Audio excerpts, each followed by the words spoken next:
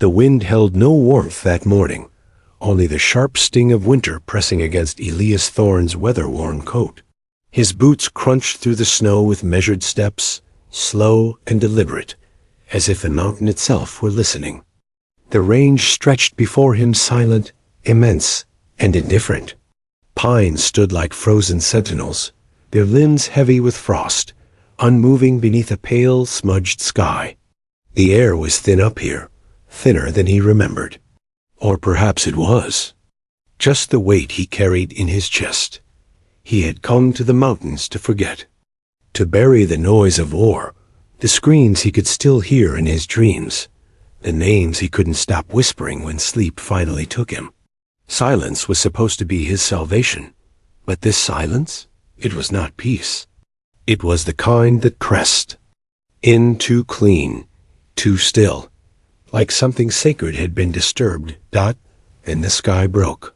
There was no warning, no thunder, no storm, just a sudden shatter, a tear in the firmament, like old glass exploding under pressure. Elias flinched, instinct pulling him into a crouch as the clouds split in two. High above the ridgeline, a white gold light streaked across the heavens, so bright it hurt to look at. It burned not like flame, but like memory. The light trailed, fire and ash as it spiraled downward, dancing along invisible currents, then vanished beyond the northern peak with no sound. But sound wasn't needed. The pressure left behind in the air wrapped around him like a heartbeat. The world seemed to pause. Elias stood slowly, breath frozen at the edge of his lips, his pulse louder than the wind. Something ancient had moved, and something inside him had answered. He didn't know why his feet turned toward the impact. He didn't question the urgency clawing through his veins.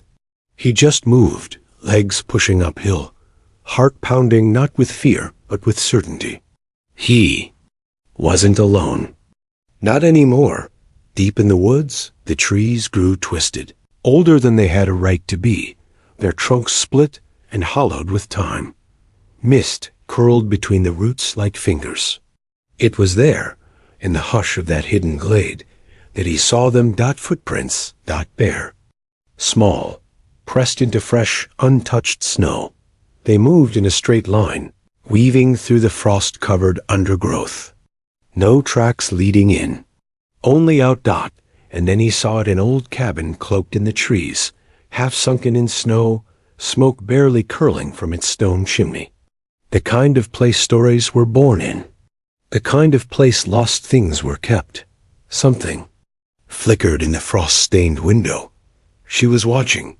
She had seen him long before he arrived. Her breath ghosted the glass as her fingers hovered inches from the pane. Her eyes, pale as snowlight, didn't blink. She had known the moment he stepped onto the trail. She always knew when a soul wandered too close to the boundary between worlds. Once, long ago, the stars had called her Seraphine. Now she had no name, no voice, only silence. But something in the way he looked at the sky, something in the way he followed the light. It made her take a step back from the window. Her breath caught in her throat. And for the first time in a century, she felt afraid.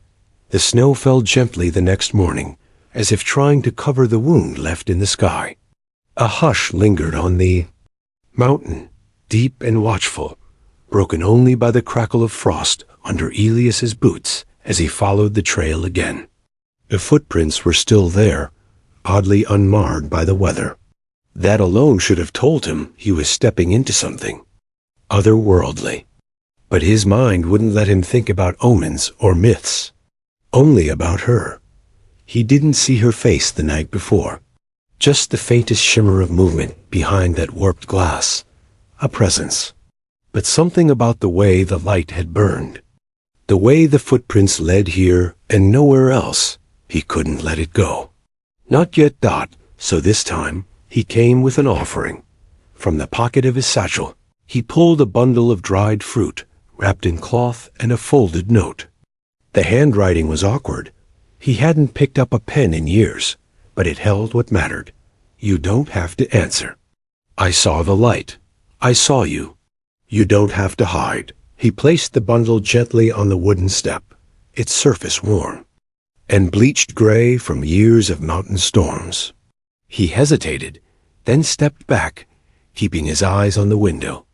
There was no movement. No smoke from the chimney this time. Just stillness. Inside, Seraphine watched. She sat motionless near the hearth, wrapped in a dark, worn cloak that hid the silhouette of her wings. Her fingers rested against the curve of her collarbone, where a pulse should have beat, but didn't. She hadn't needed to eat in decades. She hadn't wanted to feel in longer. And yet, the note trembled in her hands. She read it once, then again, and then again, each word burrowing deeper than it had any right to. Care. There was care in those lines. No demand. No fear. Just an open hand from a world she had shut out. She rose slowly, unsure whether her legs would carry her. And when they did, she crossed to the door. The moment her hand touched the knob, a memory struck of another door. Another time, when the world still sang and her wings hadn't been bound. When love had been allowed, but that world was gone. Still, her fingers curled and the door creaked open just enough for the cold to slip in and carry her breath back into the forest. Elias had already gone, but he looked back, once, from the curve of the trail. And though he saw no face, no movement, he saw the fruit still on the step, untouched but not taken. And beside it, barely visible, the note had been moved. Not by wind, not by accident, by someone far above them. The clouds shifted again, and something ancient exhaled in the deep along. Slow breath that ruffled the snow-laden branches and whispered against the stones. The veil is thinning. Seraphine sat again by the fire, the note still cradled in her palm. And in her silence, something stirred, something not quite memory, not quite grief. It was longing. And for the first time in 100 years, she whispered aloud, not to the wind, not to the stars, but to herself. He reminds me of the boy from the meadow. Her voice cracked on the last word. Outside, the snow continued to fall in slow spirals, each flake descending like a secret too fragile to speak. Though the wind changed that night, it came down from the highest peaks like a whisper with weight, threading through the trees, brushing against windows and bones alike. Elias couldn't sleep, not because of fear, no. Fear had lost its grip on him years ago, but because the mountain felt awake. He stared at the dying embers in his campfire, arms wrapped around his knees, watching them glow and pulse like a distant heartbeat. His thoughts circled back to the cabin, to the footprints in the snow, to the figure he hadn't seen clearly, but felt. He didn't believe in fate, or didn't used to. Now, with every breath he took on this ridge, the world seemed to lean toward something inevitable. By morning, the sky was too clear, too still, the kind of quiet that comes before a storm that doesn't carry rain, but revelation. Elias packed his things with an urgency he didn't question, and by noon, he reached the clearing once more. No smoke, no footprints, just the cabin, curled into the slope like it had been grown there, not built. A part of the mountain. A secret the stone had chosen to keep, but it didn't feel empty. He stepped forward, slower this time. No offering in hand, only what had begun to weigh heavier in his chest with each visit. A need to understand. Inside, Seraphine stood behind the wall, hidden, breath shallow. She didn't move. She didn't blink. She had lived in silence so long, her soul had begun to echo. But his presence, it cracked something. The quiet wasn't empty anymore. It was charged. He reminded her of him, not in body, not in name, but in the shape of how he looked at the sky, as if listening to something others couldn't hear. The boy from the meadow, the one who had waited. The one who had broken the oath. She shook the thought away like ash. This was not him, couldn't be. And yet, she stepped forward, almost involuntarily. Her palm touched the wooden frame of the window. Outside, Elias placed something on the step, once again not food, not a note, a music box that small, tarnished. Wound by hand, he turned the key once and set it down. The melody drifted out, soft and cracked, familiar to no one but her. Her knees nearly buckled. That tune, that fragile lullaby, had not touched her ears since the stars still sang her name. She opened the door just a crack. Elias looked up, startled. There she was, barefoot in snow, hair cascading in waves of night. A face half shadowed by the doorway, but eyes clear and piercing, ancient and unreadable. "You shouldn't be here," she said, voice like the wind beneath a cathedral arch. "I know," he replied, his breath catching. "But I keep coming anyway." Her gaze dropped. Her breath fogged the space between them, delicate and trembling, not from cold, but from memory. "This place is not safe," she murmured. "It feels safer than anywhere else I've ever been." Silence hung between them, thick and fragile. Then her gaze flicked toward the music box. "You brought music," she said quietly. "I didn't know what else to offer." There was a pause, a breath. "That is enough." He stepped forward, slower now, careful not to break whatever thread had stretched between them. "Who are you?" She didn't answer. Instead, she turned and walked back inside, leaving the door ajar. An invitation. Inside, the cabin's warmth met him like something older than fire. It didn't smell like dust or damp, but of lavender, ash, and something electrical. Timeless. She didn't face him. She stood near the hearth, arms crossed, wings bound, and unseen beneath her long coat. He said nothing. Neither did she. Silence stretched between them again, but it wasn't hollow. It was full of something unnamed. Finally, she spoke. "Why do you come?" "Because I saw you fall," Elias said, his voice low, reverent. "And since then, nothing feels real unless I'm near this place." She turned her head, just slightly. "Do you believe in lost things?" He hesitated. "I think I might be one." Her lips parted as if to speak again, but no words came. Instead, her gaze softened, and something passed between them, ancient, unspoken, out of warmth. A recognition. Something once buried in starlight, now rising again through the cracks and silence. Outside, the snow began to fall again, slow, gentle, but the wind had changed, and somewhere in the deep of the mountain, the old one stirred. Fire had burned low by the time Elias left the cabin, its glow fading to coals and quiet. The sky above was ink, smeared with streaks of silver stars, too sharp, too close, as if the heavens themselves were drawing near. The wind followed him down the slope, like a companion that didn't blink, brushing against his coat, tugging at the edges like it knew something he didn't. He didn't sleep that night. Not in the way sleep was meant to be kind. When he closed his eyes, he saw her, not her face, not clearly, but the presence of her. The way her voice carried no weight, but left pressure behind. The way the music box tune had seemed to belong to her. The way she had stood in that doorway, barefoot in the snow like it couldn't touch her. But more than anything, Elias dreamed of a field, a golden field beneath a black sun. She stood at the center of it, hair like ribbons of fire and wind, her. Back to him.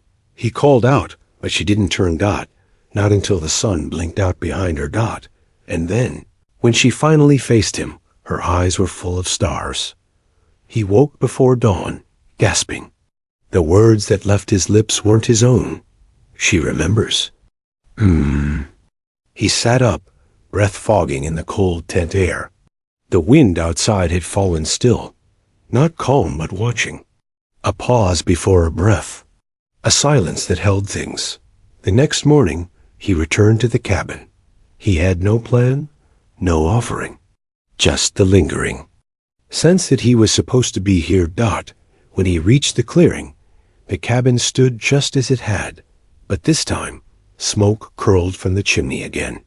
A signal, or a warning. He didn't step onto the porch. Instead, he sat near the steps and pulled something from his pack, a tattered notebook. He flipped to the back and began to sketch, not perfectly, not even well, but from memory. The light streaking the sky, feathers scattered on wind, eyes he hadn't seen but felt. A woman wrapped in fire and silence. A cabin older than time. Inside, Seraphine stood near the hearth, her hand resting on the edge of the window frame. The music box lay unopened beside her. She had watched him walk back into the trees the night before. She had wanted him to go, but she had not wanted him to stay gone, and that frightened her more than any sentinel. She moved now through the cabin like she hadn't in years, touching the objects she had forgotten. A cracked ceramic bowl, the frayed end of a woolen shawl, the feathered pendant that once hung at her collarbone before she shed it along with her name. Every object held memory. But now, they held something else. Warmth. On the table still sat the dried fruit Elias had given her.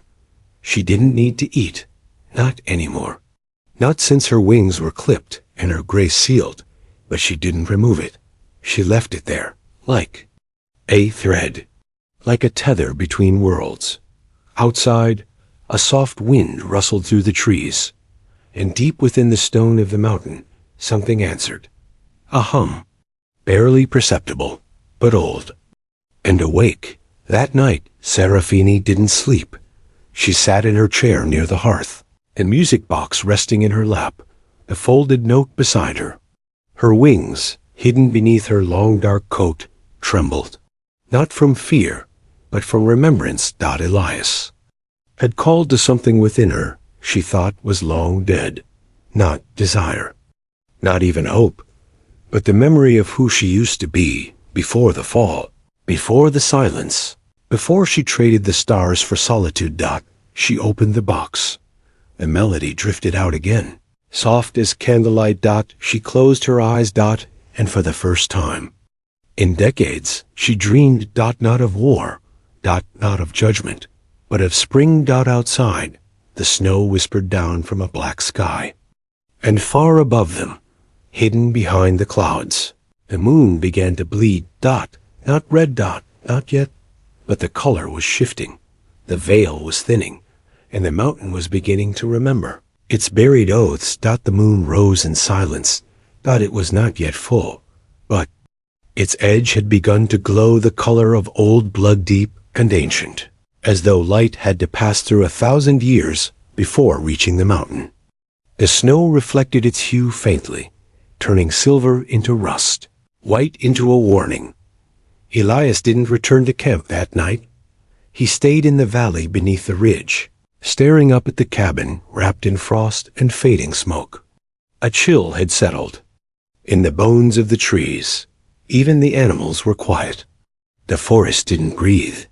It waited. Who was she? What kind of woman leaves barefoot prints in the snow and vanishes into silence? He had no answer. Only the gravity in his chest that pulled him toward that door again and again, like something unseen had hooked its fingers into his soul. He opened his notebook and drew again. This time, he didn't draw her wings, only the space where they would be, the ghost of them, the way she stood in the snow, as if the earth bowed to her without knowing why. He didn't hear the footsteps behind him, not at first. The trees didn't move. The snow didn't crunch, but the air changed. It thickened, bent around a presence that wasn't his. He stood quickly, spine tightening. There was nothing. No one. But he wasn't alone. In the distance, something watched. No shape, no eyes, just a pressure, like a storm on the horizon that hadn't yet revealed itself. Elias turned back toward the cabin, heart hammering. Smoke curled from the chimney again. He climbed. Each step felt like a question, each gust of wind like a warning he didn't understand. When he reached the clearing, he saw her. The door was open, just slightly, and Seraphine stood in the threshold. Her eyes were different this time, not wary, not distant, afraid. "You should not be here," she said. Her voice trembled, not with weakness, but with something held back. "I didn't move. I keep coming back. I can't explain why." "You must go," she said again, stepping forward. Her wings twitched beneath her coat. "Tonight is the blood moon's eve." Elias's breath caught. He glanced skyward. The red glow had deepened. Why does that matter? Seraphine's gaze flickered to the horizon. Because when the blood moon rises, the barrier thins, the old packs stir, the watchers wake. She said it like a prayer or a curse. They will come. Who? Elias asked, voice barely a whisper. She looked at him, then truly looked, and something in her gaze broke. Not her strength, not her resolve, but her silence.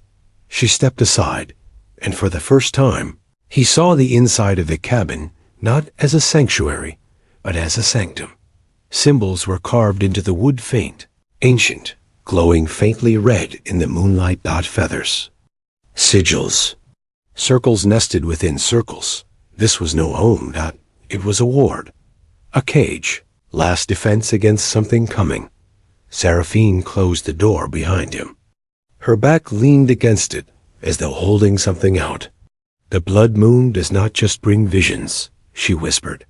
"It demands a price." Elias stepped closer. "What price?" She turned her head away. "You saw me fall. You followed the light. That means you're part of it now. The old laws don't care who you are, just that you witnessed." He didn't flinch. "I'm not leaving. You should. I won't." Her hands trembled at her sides. The pulse in her throat beat visibly now. "You don't know what you're saying. You don't know what it means to be bound by the old moon.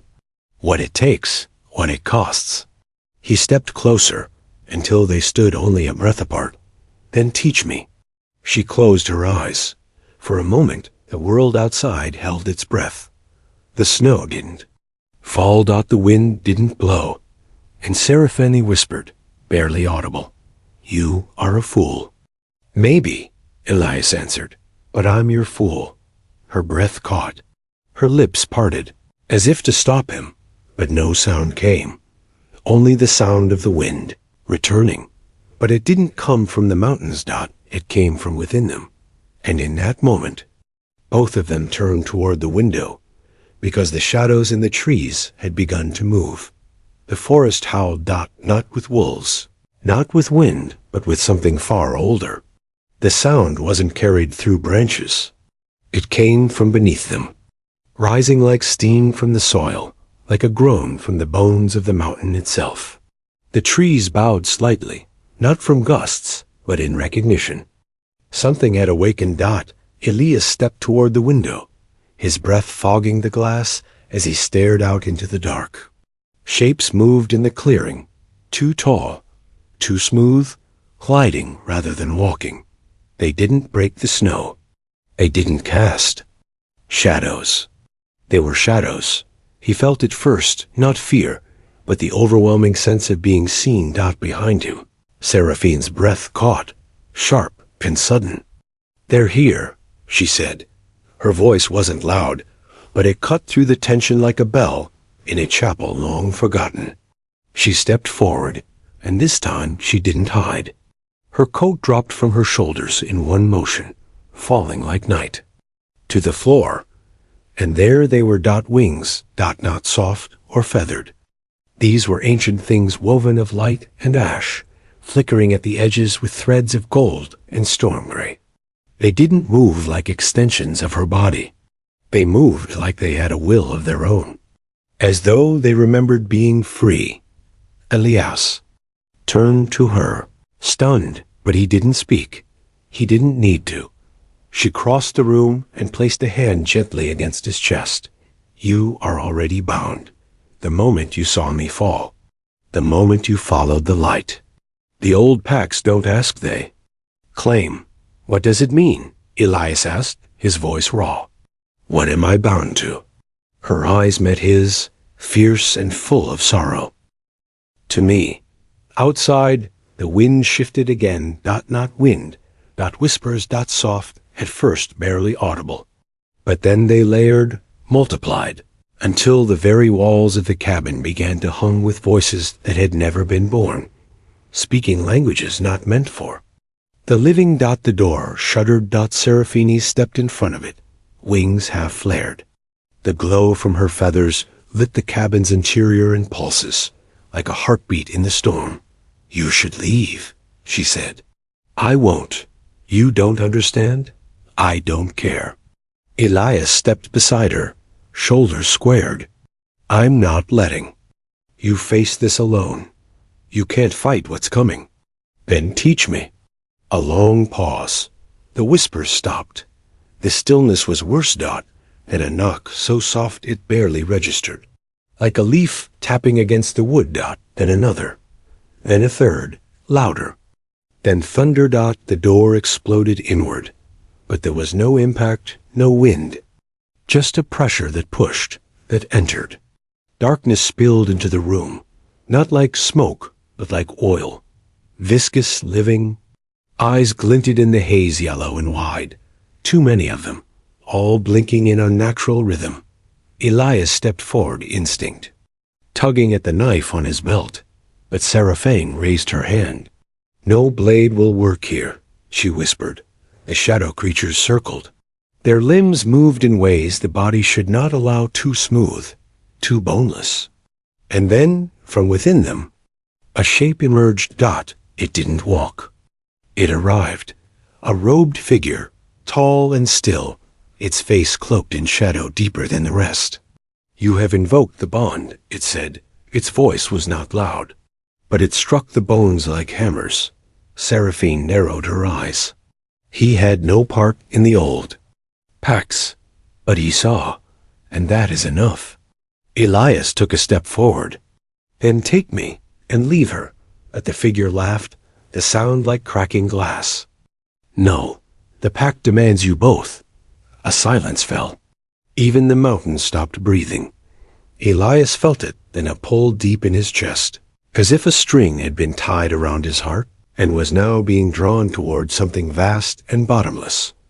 Seraphine cried out, stepping between him and the figure.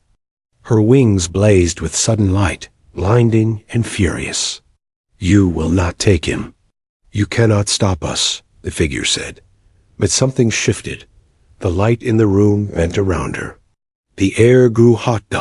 And then without warning, Elias reached for her hand. The moment their skin touched, the room exploded in radiance. The darkness reeled back with a scream that cracked the walls. The shadow creatures scattered like ash in wind, some vanishing, others fleeing into the trees. The robed figure remained, but even it staggered.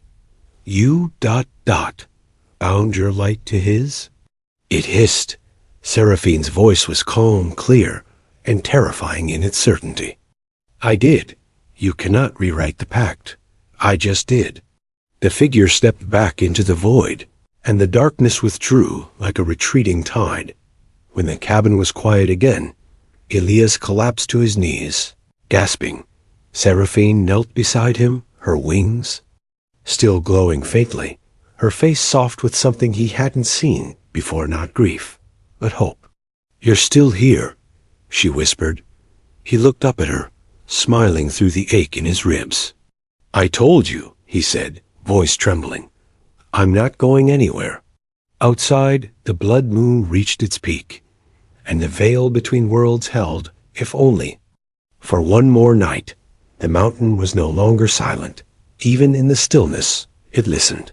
The blood moon hung above like an eye that would not blink, bleeding crimson light across the snow-draped trees, across the cabin that now pulsed with a kind of breathless waiting. It was not over.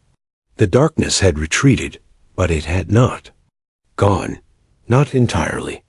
And something deeper had begun to stir Dot inside. Elias sat near the hearth, one hand braced against the floor, the other still clasping Seraphine's. His skin was cold, but his chest burned, not with pain, but with something. Older, wilder, binding. It didn't feel like magic. It felt like memory, as if something inside him had been dormant, buried beneath years of silence and war, and was now waking with every heartbeat. Seraphine crouched beside him, her wings slowly folding inward again, the light dimming in their feathers. She looked at him, not with the guarded fear she'd once carried, but with recognition. "You're not just bound to me," she said softly. "You've been here before." Elias blinked, throat tight. "I don't understand." "You shouldn't," she whispered. "Not yet, not fully, but I do." She rose and crossed to a shelf, tucked beneath the slanted beams of the roof.